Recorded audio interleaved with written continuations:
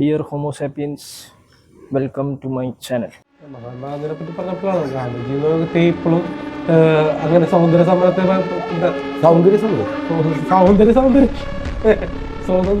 സമരം അപ്പോൾ ഇന്നത്തെ ഹൈപ്പർട്രോഫി ഫേസിൽ നമ്മൾ ഫോക്കസ് ചെയ്യാൻ പോകുന്നത് ചെസ്റ്റ് മസിൽസിനാണ്. അപ്പോൾ ഇത് കണ്ടോ, എൻ്റെ ചെസ്റ്റ് മസിൽസൊക്കെ നല്ല പമ്പായിരിക്കുകയാണ്. കാരണം എന്താണെന്ന് നമുക്ക് നോക്കാം. അപ്പോൾ അതിനെക്കുറിച്ചുള്ള ഡീറ്റെയിൽസ് ഞാനിവിടെ മെൻഷൻ ചെയ്തിട്ടുണ്ട്. നമുക്ക് ഏത് റേഞ്ച് ഓഫ് മോഷനിൽ വേണം ചെസ്റ്റിനെ ടാർഗറ്റ് ചെയ്യേണ്ടത്, കൂടുതൽ ഹൈപ്പർട്രോഫി ഗെയിൻ ചെയ്യണോ. ഓക്കെ, അപ്പോൾ അതായിരിക്കും ഇന്ന് ചെറിയൊരു ടോപ്പിക് ഡിസ്കഷൻ ആയിരിക്കും. എന്നിട്ട് നമുക്ക് വർക്കൗട്ടിലോട്ട് പ്രൊസീഡ് ചെയ്യാം. നിലവിലിപ്പോൾ പമ്പ് ചെറുതായിട്ടൊന്ന് കുറഞ്ഞു, ഇപ്പോൾ ഫ്ലാറ്റായി, പമ്പൊന്നുമില്ല. ഓക്കെ, അപ്പോൾ ഞാനിവിടെ സ്ട്രെച്ച് മീഡിയേറ്റഡ് ഹൈപ്പർട്രോഫി എന്ന് പറയുന്ന ഒരു ഇൻട്രസ്റ്റിംഗ് ആയിട്ടുള്ള ഒരു ടോപ്പിക്കിനെ കുറിച്ചാണ് ഞാൻ ഡിസ്കസ് ചെയ്യാൻ പോകുന്നത്. അതായത് ലെങ്തൻഡ് പാർഷ്യൽസ്. ഈ സ്ട്രെച്ച് മീഡിയേറ്റഡ് ഹൈപ്പർട്രോഫി എന്ന് പറഞ്ഞാൽ നമുക്ക് മാക്സിമം സ്ട്രെച്ച് ഉണ്ടെങ്കിൽ അതിനനുസരിച്ചുള്ള ഹൈപ്പർട്രോഫി നമുക്ക് മാക്സിമം ഗെയിൻ ചെയ്യാൻ പറ്റും. Okay, muscle size, muscle growth നമുക്ക് മാക്സിമം അറ്റൈൻ ചെയ്യാൻ പറ്റുമെന്നാണ് സ്ട്രെച്ച് മീഡിയേറ്റഡ് ഹൈപ്പർട്രോഫിയിൽ നടന്നിട്ടുള്ള ഒരു പഠനം. ഓക്കെ, അപ്പോൾ സ്ട്രെച്ച് മീഡിയേറ്റഡ് ഹൈപ്പർട്രോഫി അല്ലെങ്കിൽ ഇതിന് നമുക്ക് വേറെ പേരിൽ അറിയപ്പെടുന്നത് ലെങ്തൻഡ് പാർഷ്യൽസ് എന്ന് പറയുന്ന ഒരു പേരിലാണ് അറിയപ്പെടുന്നത്. More stretch and time under tension is directly proportional to hypertrophy. അതായത് നമ്മൾ മസിൽസിന് നമ്മളൊരു സ്ട്രെച്ച്ഡ് പൊസിഷനിൽ ഒരു പരിധി വരെ, അതായത് ഒരു ഇത്രയും ഒരു ഒപ്റ്റിമം സെക്കൻഡ്സ് വരെ നമ്മൾ അതിനെ പിടിച്ചു നിർത്തിയിട്ട് പിന്നെ നമ്മൾ നമ്മുടെ നോർമൽ റേഞ്ച് ഓഫ് മോഷന് നമ്മൾ പ്രൊസീഡ് ചെയ്താൽ നമുക്ക് അതിനനുസരിച്ചുള്ള ഹൈപ്പർട്രോഫി കിട്ടാൻ സാധ്യതയുണ്ട്. ഹൈപ്പർട്രോഫി എന്ന് പറഞ്ഞാൽ മസിൽ ഗ്രോത്തിനാണ് നമ്മൾ ഹൈപ്പർട്രോഫി എന്ന് പറയുന്നത്. അതായത് ഒരു എക്സസൈസ് ചെയ്യുമ്പോൾ നമുക്ക് റേഞ്ച് ഓഫ് മോഷൻ ഉണ്ട് അല്ലേ. അതായത് ഇപ്പോൾ നമ്മളൊരു ട്രൈസെപ്സ് പുഷ് ഡൗൺ ചെയ്യുമ്പോൾ, ട്രൈസെപ്പ് എക്സ്റ്റൻഷൻ ചെയ്യുമ്പോൾ ഇതേപോലെയാണ് നമ്മൾ ട്രൈസെപ്പ് എക്സ്റ്റൻഷൻ ചെയ്യുന്നത് അല്ലേ. അപ്പോൾ അതൊരു റേഞ്ച് ഓഫ് മോഷൻ, ക്ലിയർ. അപ്പോൾ ഇതിനാണ് നമ്മൾ റേഞ്ച് ഓഫ് മോഷൻ പറയുന്നത്. അതേപോലെ തന്നെ നമ്മൾ ചെസ്റ്റ് ഡംബിൾ പ്രസ് ചെയ്യുമ്പോൾ അതിൻ്റെ range of motion, full range of motion ഈ ഒരു ഫോർമാറ്റിലായിരിക്കും അല്ലേ. അപ്പോൾ നമുക്ക് ഈ റേഞ്ച് ഓഫ് മോഷനെ പറ്റി നമുക്ക് ജസ്റ്റ് ഒന്ന് ഡീറ്റെയിൽ ആയിട്ട് ജസ്റ്റ് ഒന്ന് നോക്കാം. ഇവിടെ ഞാൻ 3 റേഞ്ച് ഓഫ് മോഷനാണ് ഞാൻ ഇവിടെ മെൻഷൻ ചെയ്തിട്ടുള്ളത്. ഒന്ന് വന്നിട്ട് top partial range of motion, ROM എന്ന് പറഞ്ഞാൽ റേഞ്ച് ഓഫ് മോഷനാണ്. പിന്നെ mid partial range of motion, പിന്നെ വരുന്നത് deep partial range of motion. 3 നമ്മൾ കമ്പൈൻ ചെയ്തിട്ടാണ് ഫുൾ റേഞ്ച് ഓഫ് മോഷൻ എന്ന് പറയുന്നത്. അതായത് കംപ്ലീറ്റ്ലി സ്ട്രെച്ച് പൊസിഷനിൽ നിന്ന് കംപ്ലീറ്റ്ലി കോൺട്രാക്റ്റഡ് പൊസിഷൻ. ഓക്കെ, അപ്പോൾ ഇതിനാണ് നമ്മൾ എന്ത് പറയുന്നത്, full range of motion. Okay, അപ്പോൾ ആൾക്കാർ പല എക്സസൈസ് ചെയ്യുമ്പോൾ അവർ പറയും ഫുൾ റേഞ്ച് ഓഫ് മോഷനിൽ വേണം നിങ്ങൾ ചെയ്യാൻ, എന്നാലും നിങ്ങൾക്ക് മാക്സിമം മസിൽ ഗ്രോത്ത് ഉണ്ടാവും. ഓക്കെ, അപ്പോൾ ഈ മസിൽ ഗ്രോത്ത് ഏത് റേഞ്ച് ഓഫ് മോഷനിലാണ് കിട്ടുന്നത് കൂടുതലും, അതാണ് ഞാനിവിടെ മെൻഷൻ ചെയ്തിട്ടുള്ളത്, top partial range of motion. Clear. അപ്പോൾ അത് കൂടുതലും ഫോക്കസ് ചെയ്യുന്നത് കോൺട്രാക്ഷനാണ്. അതായത് ഇപ്പോൾ നിങ്ങൾ ചെസ്റ്റ് ഡംബിൾ പ്രസ് ചെയ്യുമ്പോൾ നിങ്ങൾ ഡംബിൾസ് എടുത്തു. അപ്പോൾ ഒരു ഹെവി ഡംബിൾസ് ആണെങ്കിൽ നിങ്ങൾ ഫസ്റ്റ് ടൈമാണ് ആ ഡംബിൾസ് ഫോക്കസ് ചെയ്യണമെങ്കിൽ നിങ്ങൾ ഈ ഒരു മോഷനായിരിക്കും ഫോക്കസ് ചെയ്യുക. അപ്പോൾ ഇത് top range of motion. Okay, top partial range of motion. അപ്പോൾ ഇതിൽ മൊത്തത്തിൽ അങ്ങോട്ട് മിഡിലോട്ട് പോകുന്നില്ല, ഈ ഒരു റീജിയൻ വരെ മാത്രം നിങ്ങൾ ഫോക്കസ് ചെയ്യുന്നു. ഓക്കെ, അപ്പോൾ ഇത് നിങ്ങൾക്ക് ഫുള്ളി കോൺട്രാക്ഷൻ കിട്ടാൻ വേണ്ടിയാണ്. ഇതിലത്ര ഗ്രോത്ത് ഒന്നും ഇല്ല, മസിൽസ് അവിടെ ടെൻഷനിൽ വരുന്നില്ല. ഓക്കെ, അപ്പോൾ ഇത് ബേസിക്കലി എന്താണെന്ന് വെച്ചാൽ നമുക്ക് ആ ഒരു വെയിറ്റ് നമുക്കൊരു ഫീൽ ചെയ്യാൻ പറ്റും. നമുക്ക് വെയിറ്റ് നമുക്ക് ഫീൽ ചെയ്യണമെങ്കിൽ ബെസ്റ്റ് ഒരു റേഞ്ച് ഓഫ് മോഷനാണ് top partial range of motion. അപ്പോൾ നിങ്ങൾക്ക് ആദ്യമായിട്ടാണ് ഒരു വെയിറ്റ് പൊക്കുന്നുണ്ടെങ്കിൽ നിങ്ങൾക്ക് എന്ത് ചെയ്യാം, ആ ഒരു വെയിറ്റ് എടുത്ത ശേഷം ഈ ഒരു മോഷൻ ഒന്ന് ട്രൈ ചെയ്ത് നോക്കാം. ഓക്കെ, രണ്ടാമത്തെ സെക്ഷനാണ് വരുന്നത് mid partial range of motion. Mid partial range of motion good for strength gains. അതായത് നിങ്ങൾക്ക് സ്ട്രെങ്ത്ത് ഗെയിൻ ചെയ്യണമെങ്കിൽ ഞാൻ കണ്ടതിൽ വെച്ച് ബെസ്റ്റ് റേഞ്ച് ഓഫ് മോഷനാണ് mid partial range of motion. Okay, അപ്പോൾ mid partial range of motion എന്ന് പറഞ്ഞാൽ ഈ ടോപ്പ് പാർഷ്യൽ റേഞ്ച് ഓഫ് മോഷനിൽ നിന്ന് നിങ്ങൾ മിഡിലോട്ട് കൊണ്ടെത്തിക്കുക, താഴോട്ട് പോകുന്നില്ല. അപ്പോൾ ഈ ഒരു പൊസിഷൻ. ഇതിൽ നിങ്ങൾക്കൊരു മോഡറേറ്റ് മസിൽ ടെൻഷൻ ഉണ്ടാവും.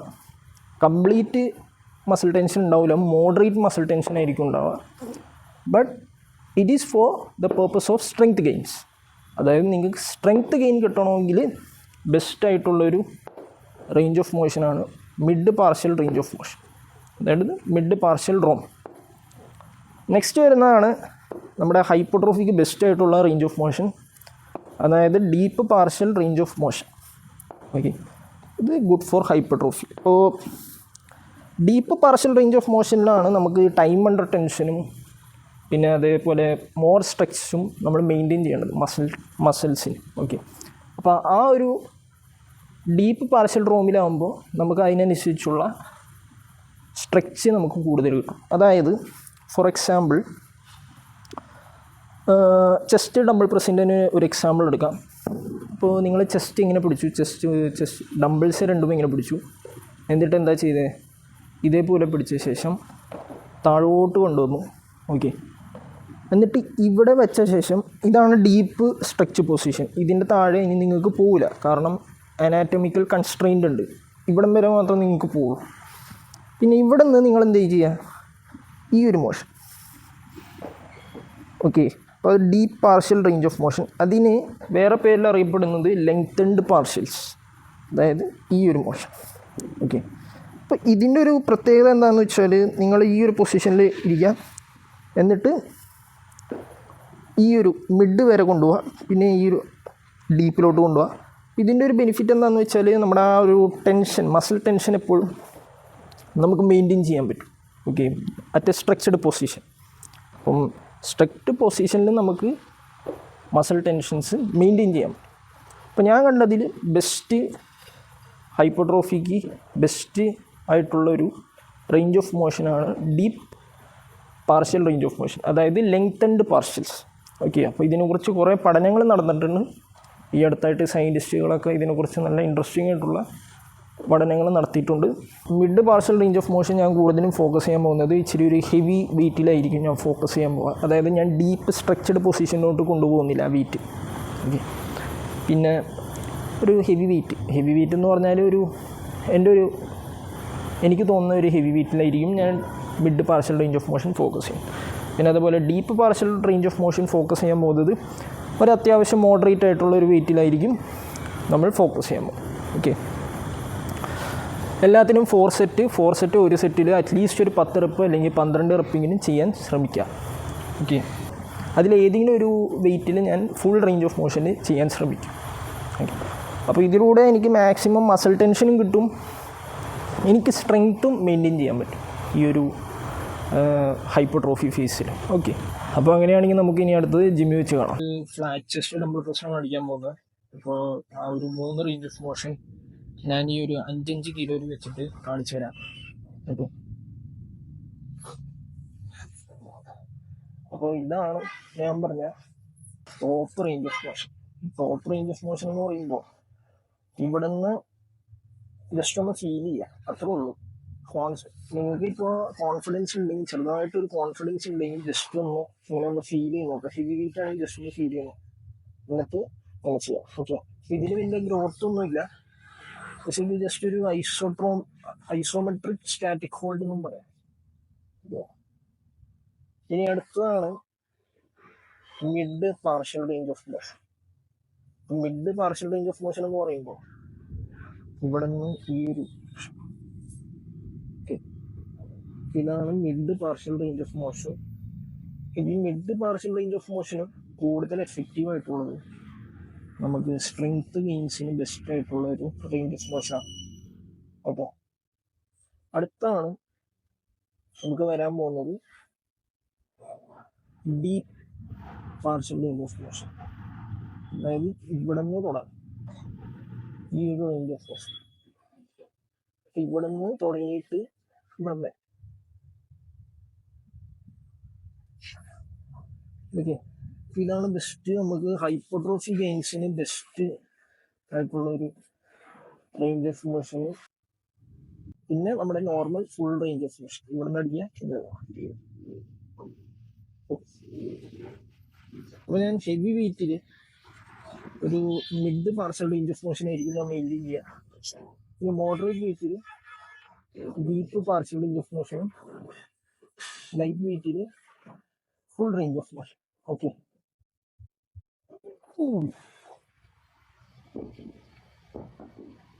താങ്ക്സ്. ഓടെ പോകുന്നുണ്ടോ നോക്കാം. വിട്ടോ വിട്ടോ വിട്ടോ വിട്ടോ വിട്ടോ പോയി.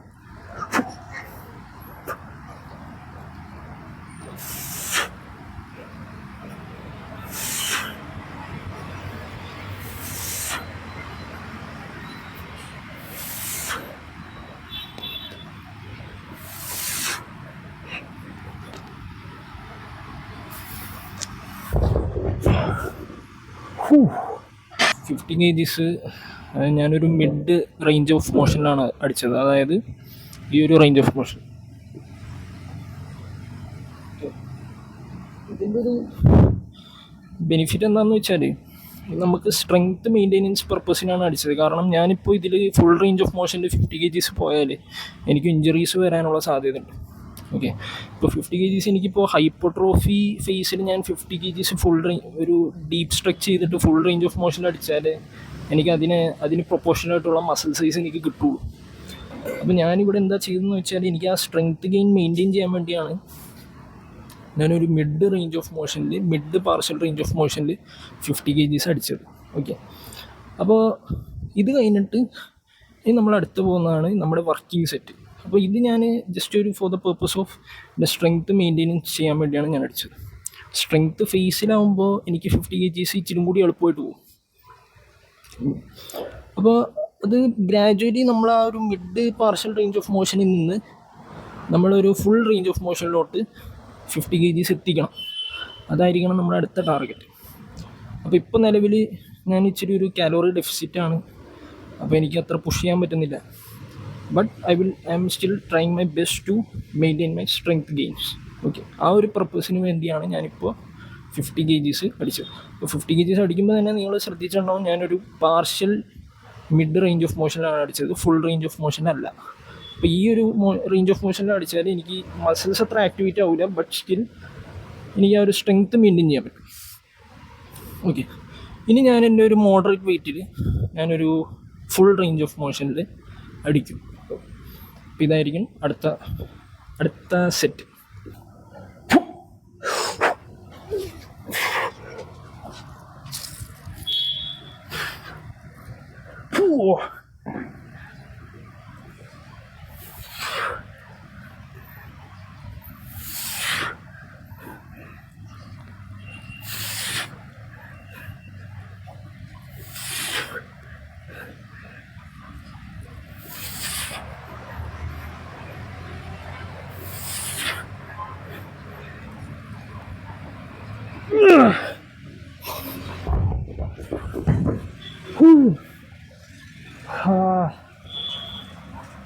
സെവൻ reps അത്രേ മാത്രമേ എനിക്ക് അച്ചീവ് ചെയ്യാൻ പറ്റുള്ളൂ.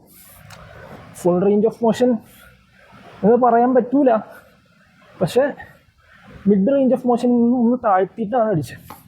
ഇപ്പോൾ ഒരു 90% ഫുൾ റേഞ്ച് ഓഫ് മോഷൻ എന്ന് പറയാം. ഓക്കെ, അടുത്ത് അടിക്കാൻ പോകുന്നത് 40 kgs ആണ്. അപ്പോൾ ഇതിൽ ഞാൻ അടിക്കുമ്പോൾ ഇതിന് ഞാൻ കംപ്ലീറ്റ്ലി ഫ്ലാറ്റ് ആക്കുന്നില്ല. കാരണം മൂന്നാമത്തെ സെറ്റ് 40 kgs എനിക്ക് കുഴപ്പമില്ലാത്തൊരു വെയിറ്റാണ്. എനിക്കതിൽ നല്ലോണം ഡീപ്പ് സ്ട്രെച്ച് കിട്ടണം.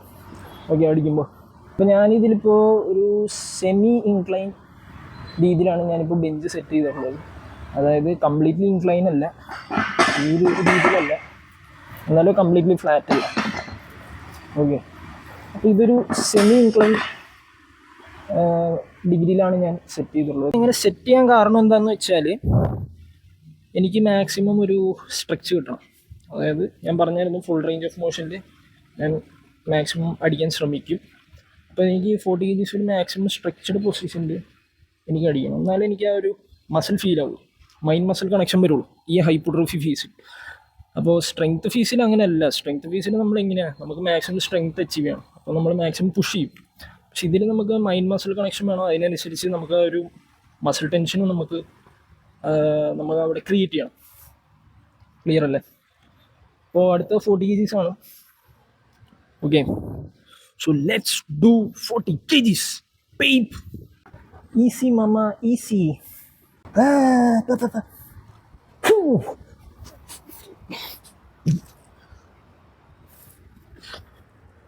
പോട്ടെ പോട്ടെ പോട്ടെ. 1 2 3 4 5 6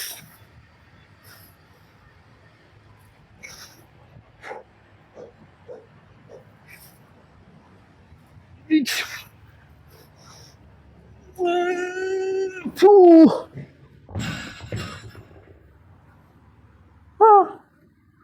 10 റിപ്പീറ്റേഷൻ പോണ്ടടാ. നീ എന്താടാ കാണിച്ച്? ഓ മാൻ, 9 റിപ്പീറ്റേഷൻ പോകുള്ളൂ. ഇപ്പം എന്താ ചെയ്യുക? 10 റിപ്പീറ്റേഷൻ ഇങ്ങനെ അറ്റ്ലീസ്റ്റ് അടിക്കണമായിരുന്നു. ക്രിയേറ്റിനൊന്നും എടുക്കാതെ മാക്സിമം നാച്ചുറലായിട്ട് എത്ര പുഷ് ചെയ്യാൻ പറ്റുമെന്നാണ് ഇപ്പോൾ ഞാൻ ശ്രമിക്കുന്നത്. ഇച്ചിരി കഴിഞ്ഞിട്ട് ഞാൻ ക്രിയേറ്റിന് എടുക്കും. അപ്പോൾ ഈ വെയിറ്റൊക്കെ ഇരുന്ന് ഇങ്ങനെ പടപടാന്ന് പറഞ്ഞു. അപ്പോൾ ഇതിൻ്റെ 4ാമത്തെ സെറ്റാണ്. ഒരു ഫെയിലർ വരെ അടിക്കാം, വിത്ത് ഫുൾ വേണ്ട, ഫെയിലർ വരെ അടിക്കാം, but deep stretch position. Okay,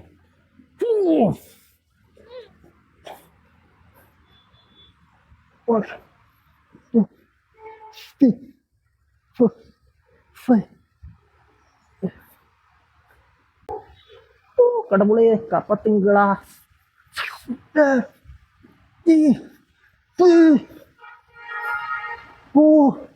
ഇട്ടേച്ചും പോയ കാമുകിനെ കുറിച്ച് ഓർക്ക്.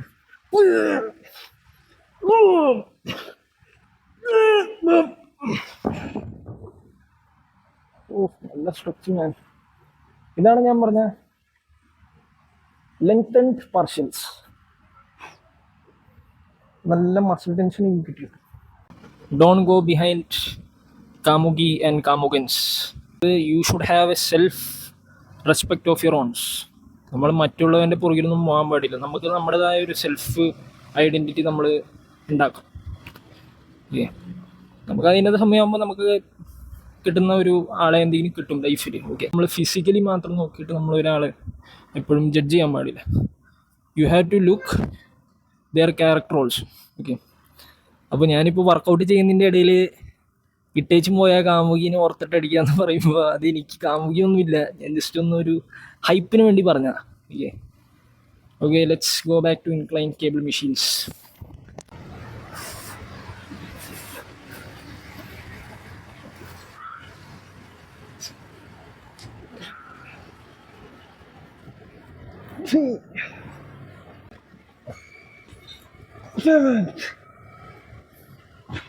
Easy, potera mama.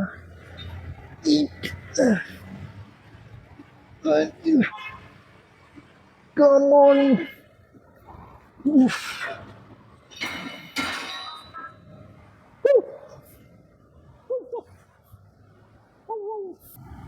ഈ മെഷീൻ്റെ 40 kgs ഉണ്ടായിരുന്നു. അതാണ് ഇച്ചിരി ഒരു സ്റ്റെബിലിറ്റി ഇഷ്യൂസ് ഉണ്ടായിരുന്നത്.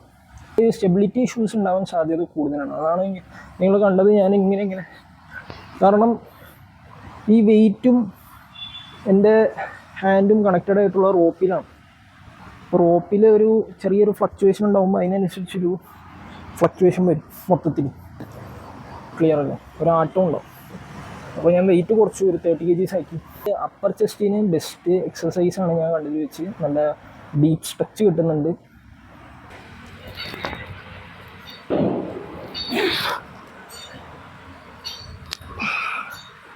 Seven.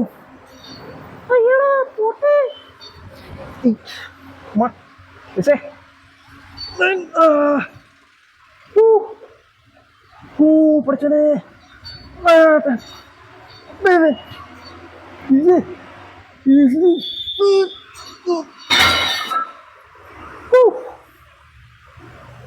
Oh man. That feels good, man. Feels awesome.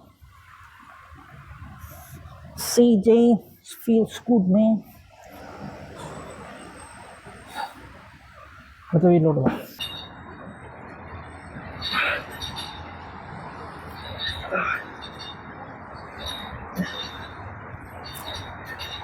Feeler.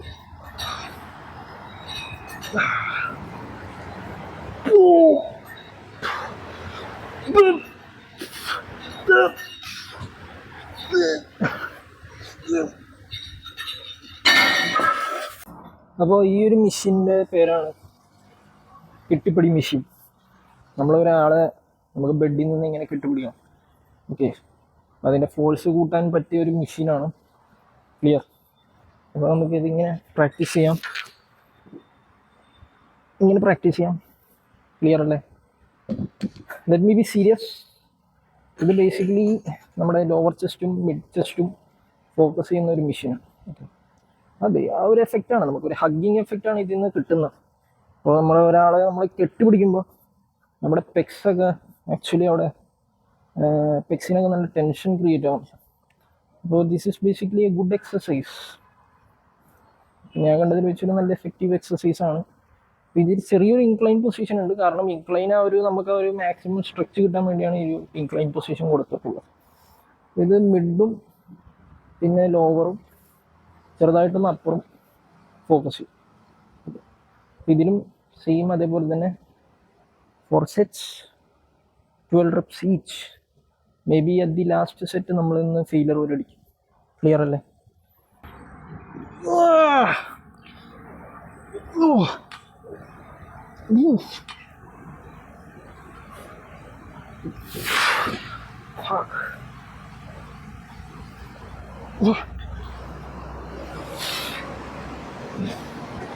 Oh man.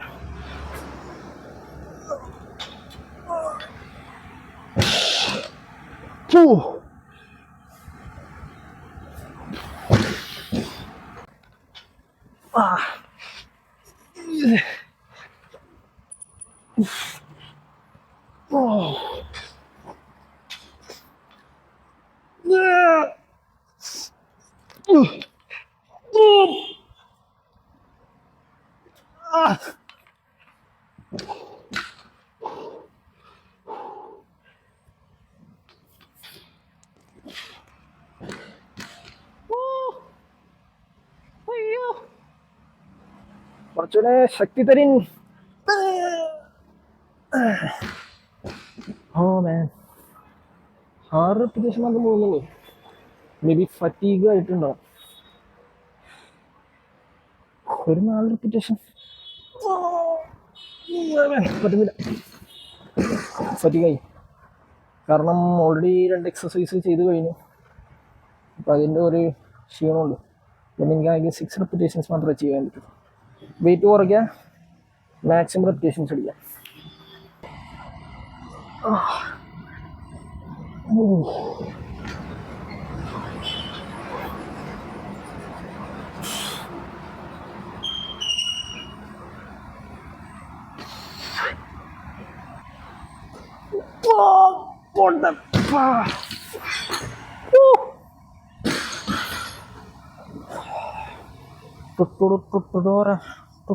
Tutudora.